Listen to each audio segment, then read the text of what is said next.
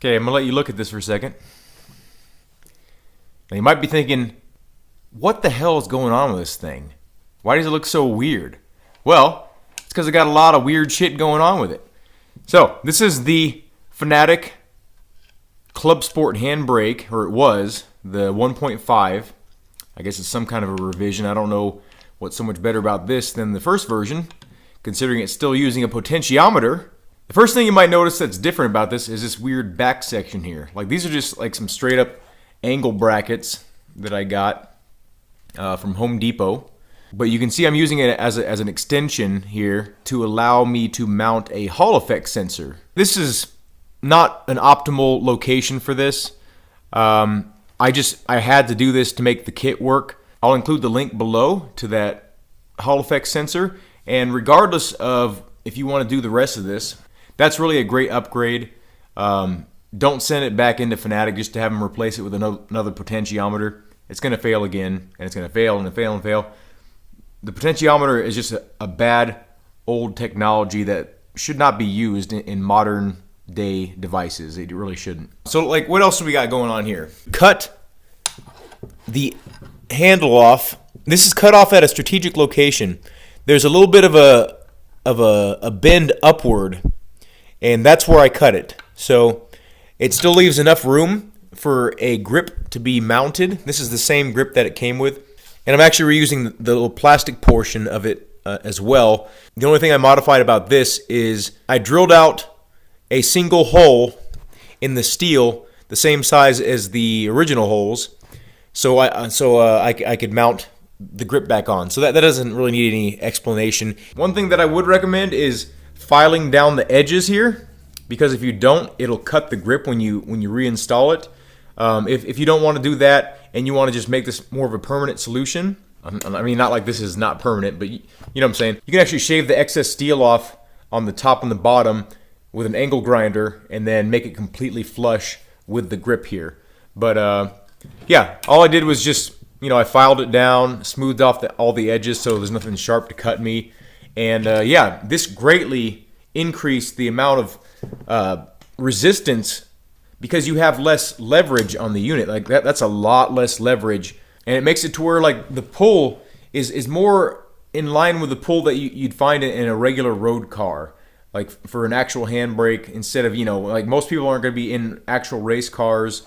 So if you're trying to replicate how your actual car in real life feels, unless you're a race car driver, then this is a much better solution in terms of just based on feel alone. This next part is very reversible, literally and figuratively. This plate right here is upside down and backwards. So I don't know if you can see that. See those two holes right there would be where this plate mounts.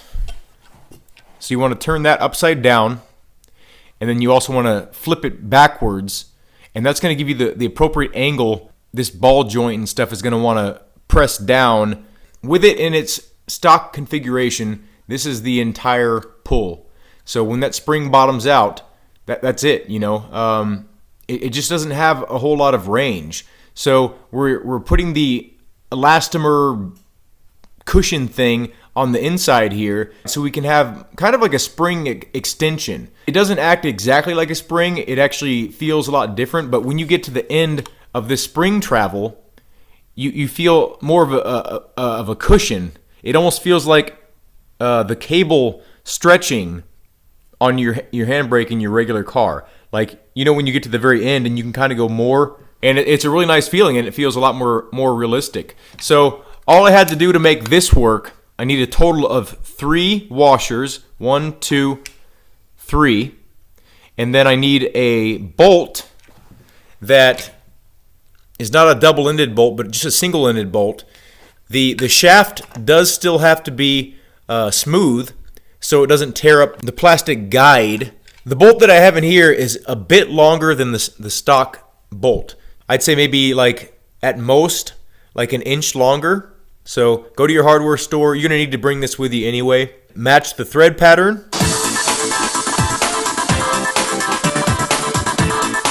That's the arrangement. This helps a ton. If you don't want to modify your handbrake at all, if you want to keep your warranty, this is absolutely a must-do. So we're utilizing the recessed screw holes right here, not the very bottom ones that would be used for mounting, but the one that this actually used to be mounted to, the input brace. You might have to put some Loctite on these bolts, but if you don't want to, like I said, if you don't want to ruin your warranty by making a permanent cut, this will not ruin your warranty. You can put it back in its standard configuration. So the whole reason I have this right here, as opposed to just free floating or right here or some other location, is because I'm using it as sort of a stop. Because we don't want this elastomer thing to compress so much that it deforms. We only want to use it to where it's still in a safe, squishy zone. I don't know how else to explain it, but so when you're pulling this, it's very hard to do this without it being mounted. But once the spring compresses all the way, this elastomer or rubber-like material, it'll start compressing, and when it compresses, it'll start squeezing out the sides. And that's why I got washers that were a bit larger than the outer diameter of that rubber piece right there. And that's very important too, just so you know for sure that's not gonna you're not gonna apply so much pressure that this can go over the washers. And I have had that happen before. If you get washers that are the same size, you can actually apply enough force to this handbrake to get this rubber piece to compress so much and squeeze it out on the side so much that the hole in the center actually grows larger enough to actually slide over the washer. It was annoying to get the washer out of there, but that can happen. So get washers that are larger than the actual rubber piece. Take that with you too if you have to. This doesn't decrease any functionality. Like I said, if you don't want to spend the 40 bucks and you just want to spend like $2 on just a bolt and some washers, this particular modification with the spring arrangement here is the way to go. If you want to leave the spring in its stock configuration and you don't want to mess with any of the internals, you can literally just take the whole unit whole. You don't have to take any shell off or anything, and you can cut that handle off. Then your warranty's gone. They're gonna, they'll say like, "Oh, you modified it," even though it has nothing to do with internals. They're like, "We're not gonna cover it." I'm sure that would happen. If it didn't, I'd be surprised. But these modifications all together give this handbrake such a better feel. Like I said, you can do any one of these modifications by themselves and have a way better experience. Let me get a 305.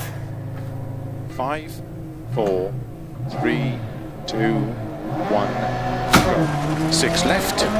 Keep left over. Try to be even more aggressive. 5 right. Into 6 left over dip. 30. Short 6 right. To keep left over 30. 4 right. Into 4 left long. Opens tightness turn. 2 left over junction. Into 6 right long over crest. Keep left over 30, 6 right over crest, into 6 left, to keep right into 5 left. That's a technical 30, first section. 6 right. Try to go into fourth here. Left, keep in over crest, into caution, box down. 3 right long tightens, into 4 left, don't cut, into 4 right, don't cut, keep left over crest, 40, 4 left, tightens. Felt a little faster there. Into 5 right long over crest, sudden, tight hairpin left. 40, 6 right long over crest, tighten slow, turn. There we go, that was better. Right. Come on, I can beat this 60. shit. Middle of a crest and 6 right of a bump. A little better than last time. Unseen, open hairpin left to tree. Opens, keep left over 80, over crest, slow, 6 left, unseen. Not horrible. Right. A little bit slow.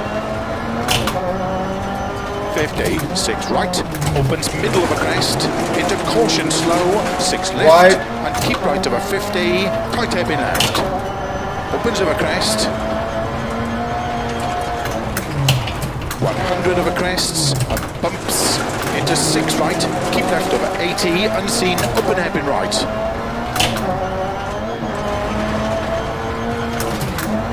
180.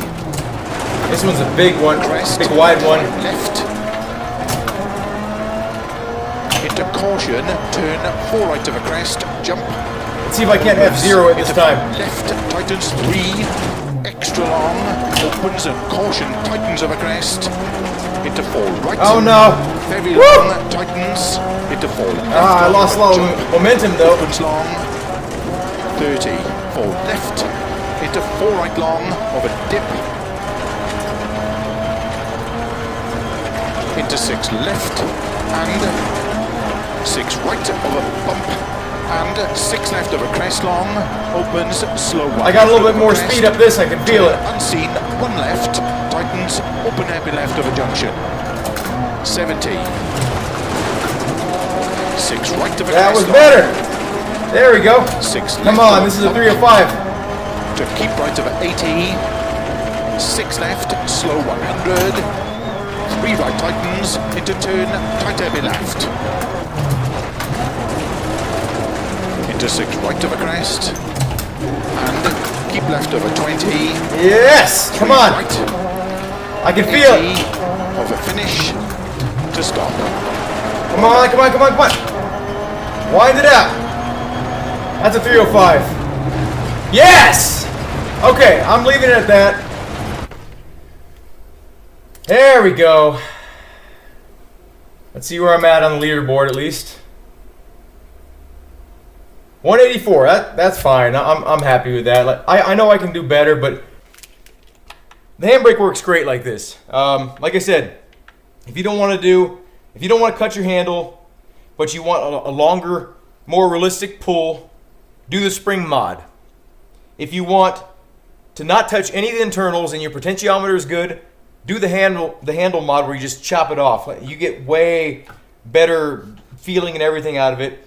And then if your potentiometer is shot, you don't have to do any modification with the spring or the handle. All you have to do is just get that sensor. And like I said, I'll provide the link for everything you see in this video. Not everything, but the shifter, the handbrake, and my music. So if you want to support me, check out my music and maybe play some songs on Spotify, maybe buy some on Apple Music or whatever it is now.